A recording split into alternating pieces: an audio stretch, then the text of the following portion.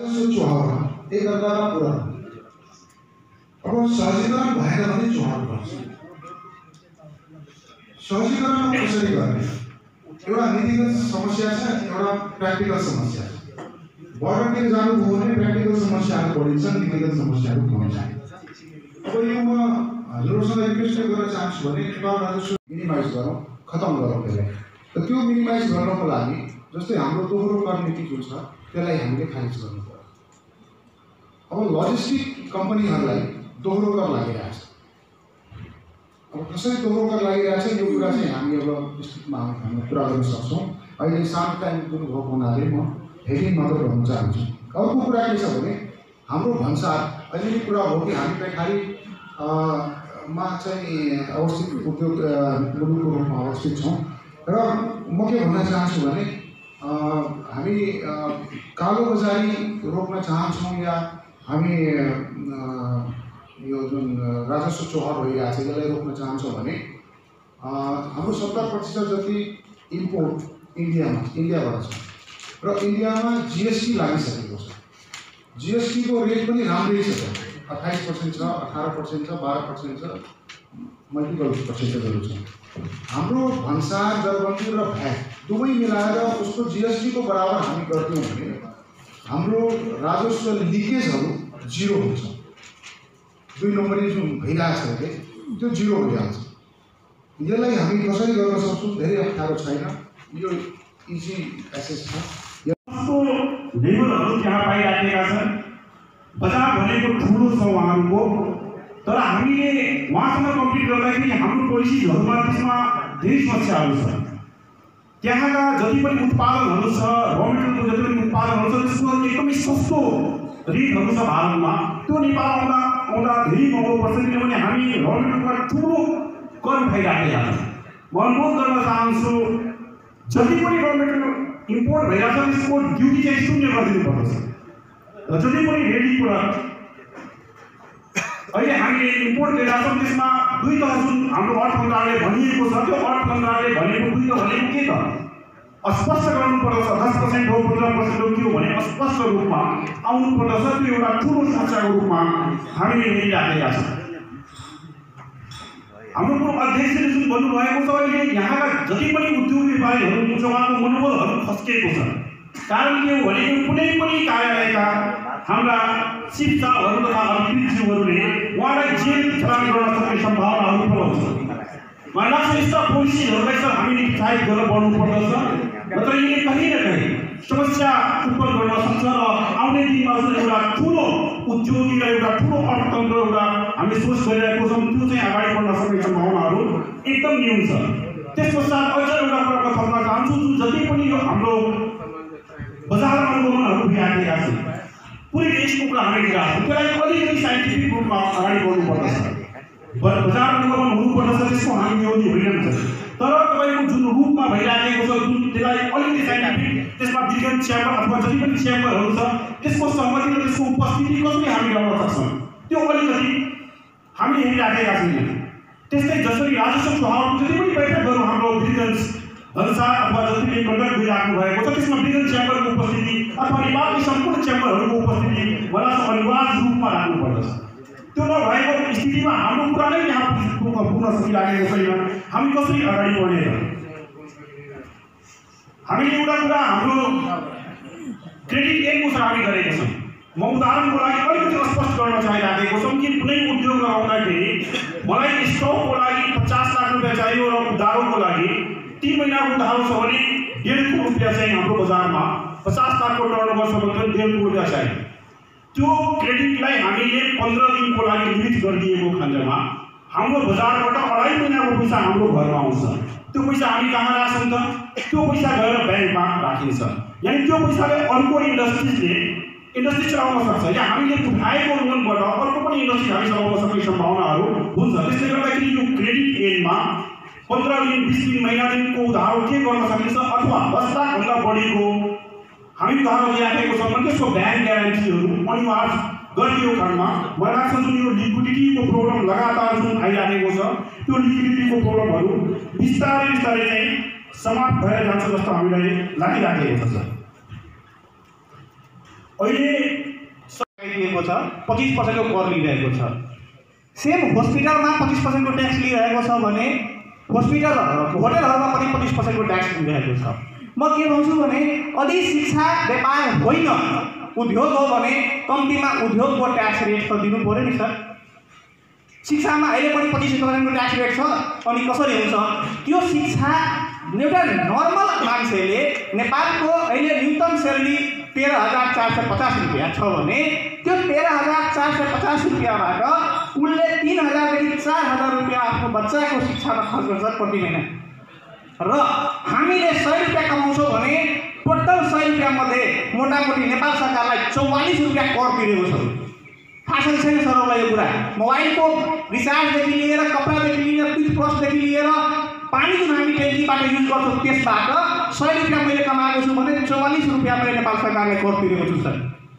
त्यसले गर्दाखेरि नेपाल सरकारले कम्तीमा शिक्षा स्वास्थ्य लगायतका जुन कुराहरूमा छ त्यसको करको दर कम पर्यो भने आज उपभोक्ता हामीलाई त्यो खर्च कम हुन्छ र हाम्रो सेभिङ बढ्छ जसले गर्दाखेरि नेपालको अर्थतन्त्र बलियो हुन्छ। एउटा पार्ट यो छ।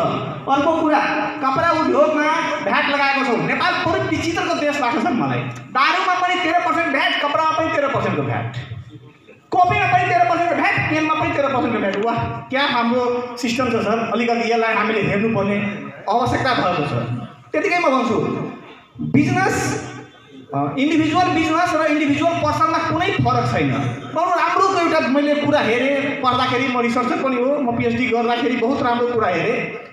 20 लाखको कारोबार गर्ने 2 लाखभन्दा कम प्रफिट कमाउने महानगरपालिकामा छ भने 7500, नगरपालिकामा छ भने 5000, गाउँपालिकामा छ भने 2500 रुपैयाँ कर तिर्नुपर्ने। तर त्यही जब डे 3 भर्छ ब्यालेन्स सिट बनाएर त 4 लाख या 4.5 लाख रुपैयाँसम्म प्रफिट कमायो भने कुनै कर लाग्दैन। वाह कस्तो हामी छौँ, कस्तो हाम्रो कर नीति छ सर। त्यसपछि इन्डिभिजुअल बिजनेसलाई पनि इन्डिभिजुअल पर्सन जस्तो कर लगाइएको छ। जबकि हामी 11 क्लासको बच्चाले पढाउँदाखेरि बिजनेस एन्टिटी कन्सेप्ट पढाउँछौँ, बिजनेस र बिजनेसम्यानमा फरक छ भनेर भन्छौँ, तर कर लगाउने बेलामा बिजनेस एन्टिटी र बिजनेस पर्सनमा कुनै डिफरेन्स छैन सर। एउटा कुरा। अर्को मैले एउटा योभन्दा अगाडि नै रिसर्च गरेर एउटा आर्टिकल लेखेको थिएँ कारोबारमा। आज सरहरूको सामने म राख्न चाहन्छु।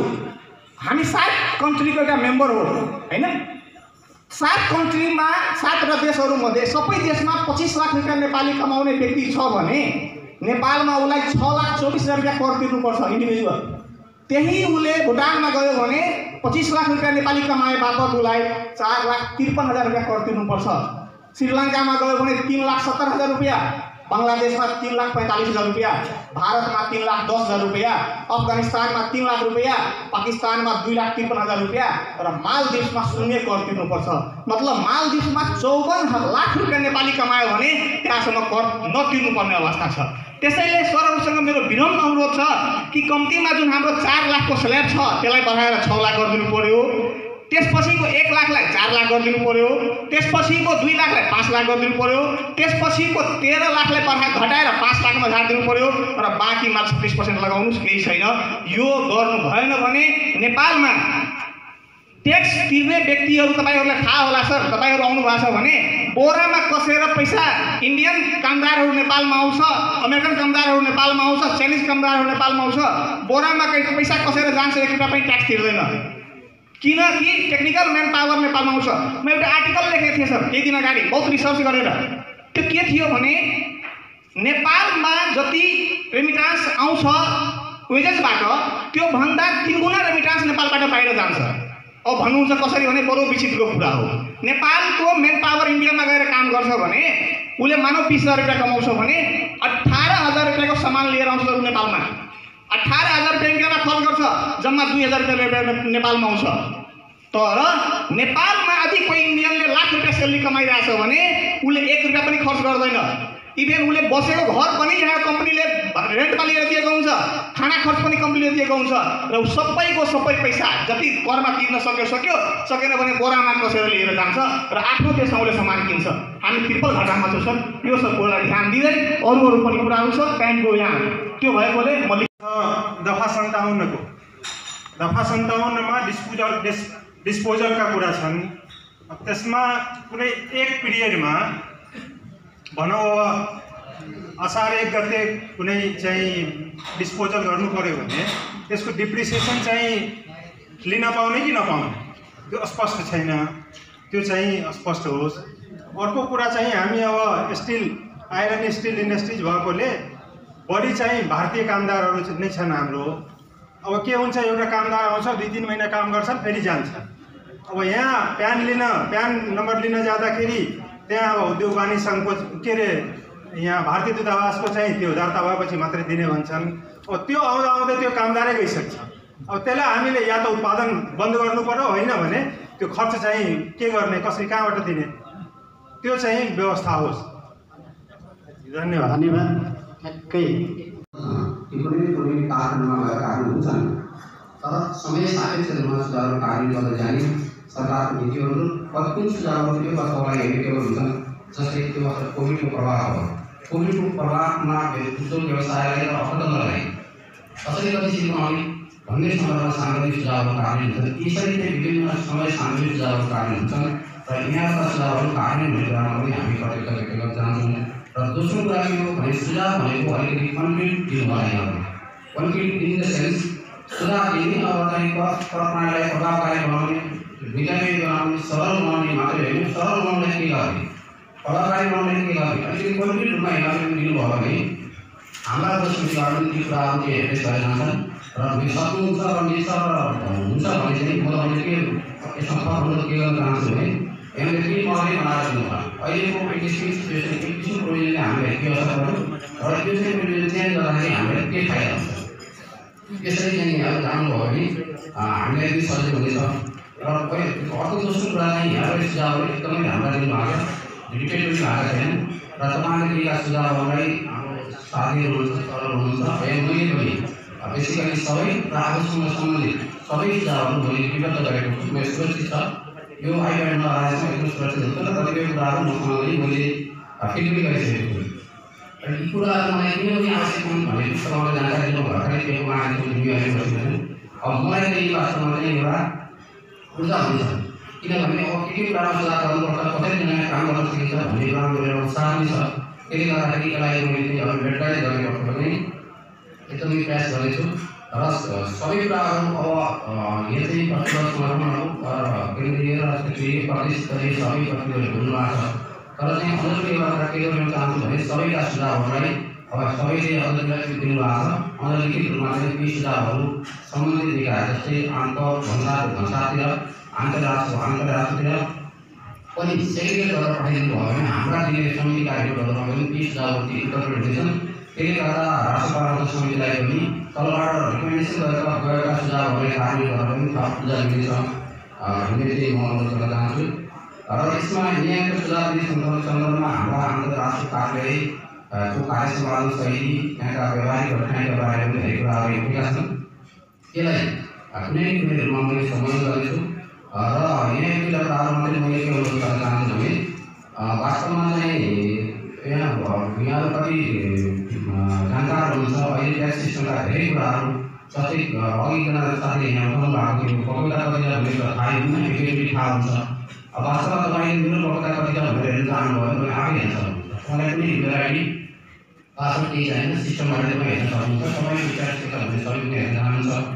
दोस्रो कुरा चाहिँ यो वास्तवमा एउटा अघि साथीले हेरिरहनु भएको थियो, यो ग्यास पकौता जरिमाना पकौताहरू छोडिदिने कुरा वास्तवमा जुन रेगुलर ट्याक्सपेयर हुन्छ त्यसलाई डिस्करेज गर्ने हो भन्ने कुरामा मेरो पनि सहमति छ। यदि हुँदाहुँदै पनि त्यो वास्तवमा ट्याक्सपेयरले नै दिएको सुविधा हो, त्यो अरूसुकै बाहिरको मान्छेले दिएको सुविधा होइन। ट्याक्सपेयर आफूले विभिन्न किसिमका चाहिँ लिमिटेसनहरू हुन सक्छन्, विभिन्न किसिमको भाडाटनहरू हुन सक्छन्। सबैले नाफाले कमाउने अथवा सबैले सधैँ प्रफिट मार्जिन म्याक्सिमाइजेसन गर्ने हुँदैन, विभिन्न किसिमका हेसलहरू हुन्छन्, समस्या हुन्छन्।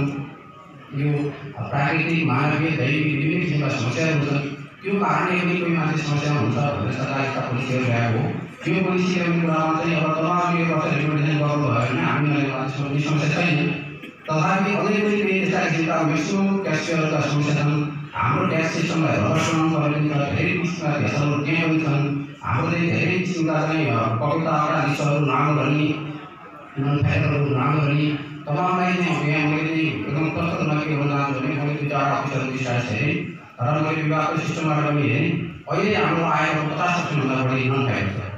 भेटको 40% भन्दा बढी लन खाएको छ। अब त्यसलाई के गर्नु पर्छ? तपाईहरुले हामीले सुझाव दिनुहोस्। तपाईहरुको यो बजेटको सुझावमा तिम्रो आफ्नो लेख्नु भयो, कसरी हामीले समाधान गर्न सक्छौँ? दोस्रो कुरो, हाम्रो ट्याक्स सिस्टम ओभरअल सिस्टममै के सुधार गर्नुपर्छ भन्ने पनि तपाईहरुले त्यो सुझावहरू एकदमै राम्रो छन्। यसमा मेरो चाहिँ एकदम सहमति छ। तर के हो भने अब तपाईहरुले आफ्नो ट्याक्स जे पेश गर्नु भएको त्यति मात्रै सुझावहरूमा केन्द्रित भएको छ। मैले पनि ओभरअल सिस्टमलाई सुधार गर्न के कस्ता सुझावहरू आवश्यक छन् भन्ने बारेमा पनि तपाईहरुले सुझाव दिनुभयो भने भोलि त्यसको एग्रिगेट हुने ओभरअल सिस्टममा सुधार गर्ने पर्टिकुलर एउटा चाहिँ ट्याक्स पिन पोइन्ट मात्रै गरेर ओभरअल सिस्टम सुधार हुँदैन। ट्याक्स सिस्टमै के सुधार गर्नुपर्छ, हाम्रो अहिले कानुन के सुधार गर्नुपर्छ। कि छैन आफ्नो गाउँमा हाम्रा जग्गा आर्थिक अवस्था आर्थिक अहिले केही प्रोजेक्टहरूको कारणले लङ टाइम असर परेको छ। त्यसमा चाहिँ हाम्रो पनि ध्यान राख्नु भएको छ। यी हाम्रा विगत भएका चाहिँ केही पनि प्रोजेक्टहरू हामीले चाहिँ यो वर्ष करेक्सन गर्नु हाम्रो पनि ध्यान दिँदैछ र हामी प्रयास पनि गर्दैछौँ। त्यस कारण चाहिँ यी कुराहरूमा केन्द्रित भएर पनि थप सुझावहरू यहाँहरू आउने छन् भन्ने मैले अपेक्षा गरेको छु। सुझावहरूलाई 4 भागले एनालिसिस गर्छौँ। एक भाग विधायकमा हामीले जाति प्रदेश र यहाँ नेपालको जानकारी गर्छौँ र आफ्नो फेरि त्यो हामीलाई महत्त्वपूर्ण इन्पुट हुन्छ। आएका सुझावहरू ग्रहण गर्छौँ। त्यो बहु हामी त्यसलाई रिपोर्टलाई रिफ्लेक्सन गर्ने प्रयास गर्छौँ।